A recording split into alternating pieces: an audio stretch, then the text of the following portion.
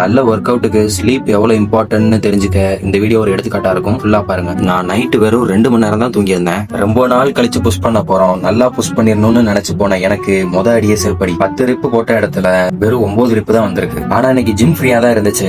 என்னன்னு தெரியல, சனிக்கிழமை இல்ல ஒர்க் அவுட் பைசா காணோம். ஃப்ரீயா இருந்ததுனால இன்னைக்கு இன்க்ளைன் டம்பிள் பிரஸ்க்கு போனேன். இதுதான் எங்க ஜிம்ல இருக்கிறதுலயே பெரிய டம்பிள். எனக்கு அதுல ஒரு பெருமை. டைரக்டா இன்க்ளைன்றதுனால நல்லாவே புஷ் பண்ணேன். 3 செட்டுமே சேம் வெயிட் தான், ஆனா ரிப்ஸ் மட்டும் வேரி ஆச்சு. அதே தான் மறுபடியும் பிளாட்டுக்கும். இன்க்ளைன்ல நல்லா புஷ் பண்ணிட்டு பிளாட்ல நல்லா புஷ் பண்ண முடியல. அப்பதான் கொஞ்சம் கொஞ்சமா பைத்தியம் பிடிக்க ஆரம்பிச்சிச்சு. நான் போடணும்னு நினைச்சது செஸ்ட் ஃபிளைஸ், ஆனா நான் போட்டுக்கிட்டு இருக்கிறது ரியர் டெல் ஃபிளைஸ். எதுக்கு போட்டுக்கிட்டு இருந்தேனே தெரியல.